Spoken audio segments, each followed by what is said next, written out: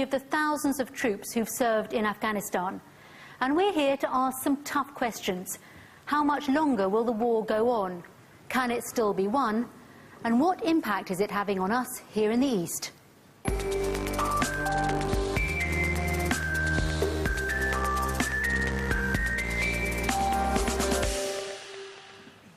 Good evening and welcome to the University of Essex. Helping me tackle those key questions, we have a panel which includes politicians from the three main parties and our audience, many of whose lives have been directly affected by the war. And we've commissioned a new poll on the conflict. But first, Alex Dunlop looks at why the success or failure of the Afghanistan mission is so important to us here.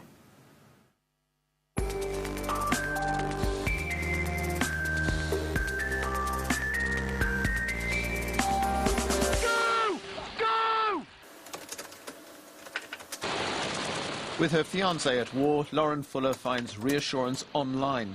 Families of Royal Anglian soldiers have set up an internet support group while their loved ones are in Afghanistan. Private James Bowman is on his second tour of Helmand. His life's at risk every single day, 24/7. Could you imagine having the person you love that far away and you not being able to pick up the phone and talk to them? It drains you, it takes it out of you. The only thing that keeps you going is pride. Lauren's fiancé is among 1,400 troops from the east in Afghanistan. Most are infantry. Others include medics, RAF Tornadoes and Air Force Protection. Colchester-based 16 Air Assault Brigade were the first into Helmand 4 years ago. In just 6 months, they lost 14 men. They head back there this autumn. Do they generally like you being here or not? And local reservists are playing a far greater part in the conflict. Last year, I joined Royal Anglian TAs in Kabul. Some of them have just returned home. Others remain on the front line. Being out there, at first, they didn't really warn to us. But after a while, and they get to recognise a face, they become very friendly and they help with information.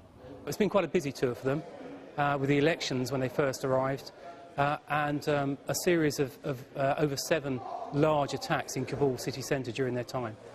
The biggest threat now are IEDs, improvised explosive devices, far more sophisticated than the ones I was shown in Camp Bastion 2 years ago. Of the 16 from our region killed in Afghanistan in the last year, all but 3 died in explosions. The latest, Luke Southgate from Bury St Edmunds. He was killed a week ago. These are little messages that I put in James's parcels. Doubt on the home front does undermine morale on the front line. But despite her staunch support of her fiancé and the army, Lauren questions the politics of this war.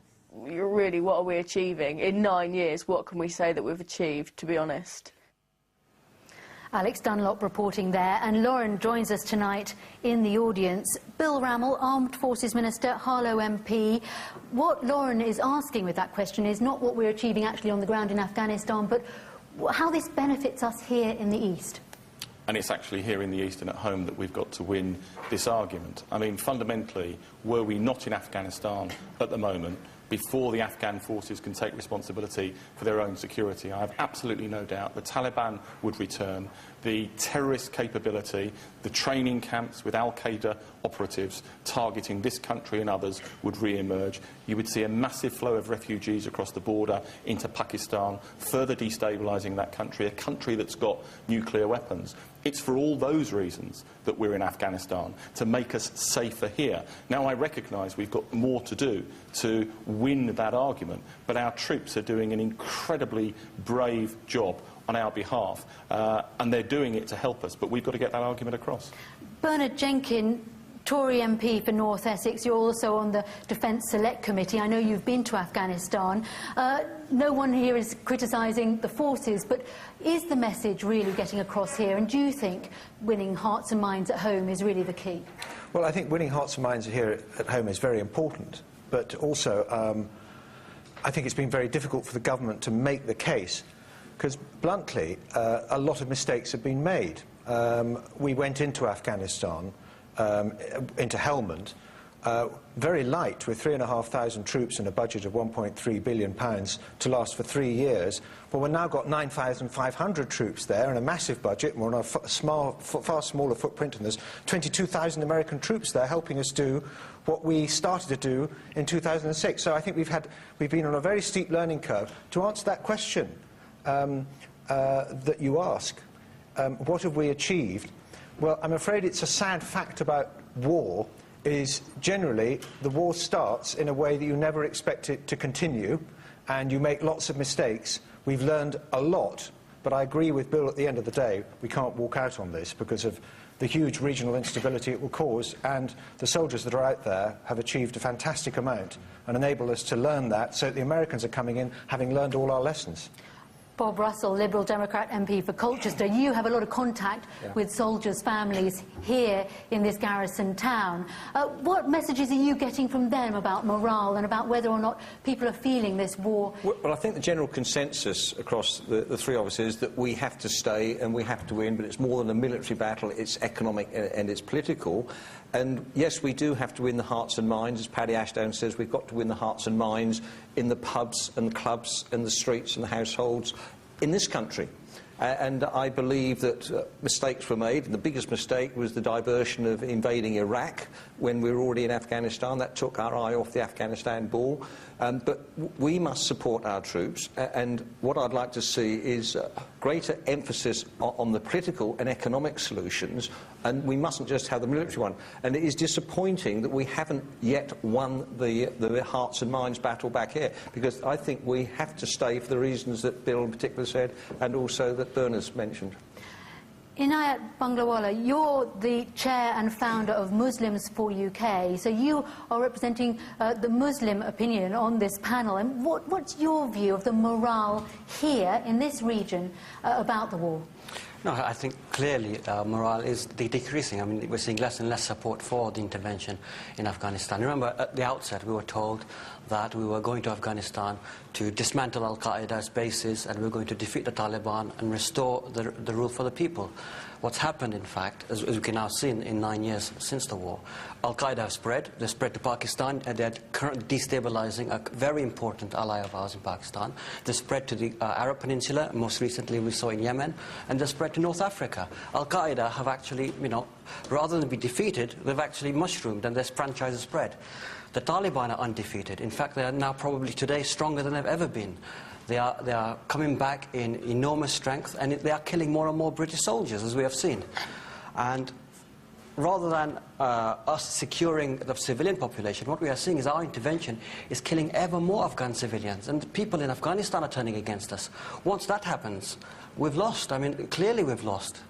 Well, this is a point that we're going to develop a bit later in the programme, but I want to turn to the audience now and go to Michael Dewally, who was formerly in the RAF and left because he didn't want to get involved in Afghanistan. Why was that?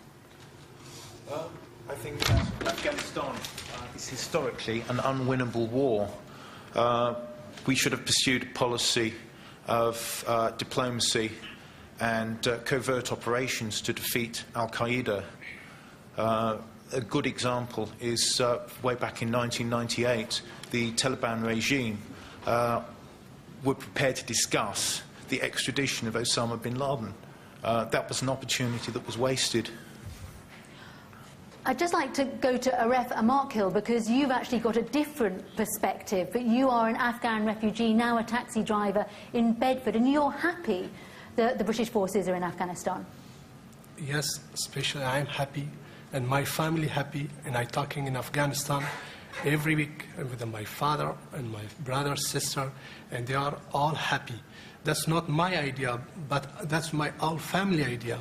Why are they happy? Because we passed a very bad situation in Afghanistan, about the economic, about the education, about the women, they can't go to school or university. And also, we think about the future of all of the world. Now, this is not problem just for Afghanistan. This is problem for all of the wars. If you remember about the 9/11, 7 July in London, that's happened. And also, if we not stop that one, maybe future a lot of things seem like that one in the wars. Thank you very much, Arif. Alison Burgess is a forces mum, has 2 sons out there, runs a support website. What do you feel about how we're winning the hearts and minds back here?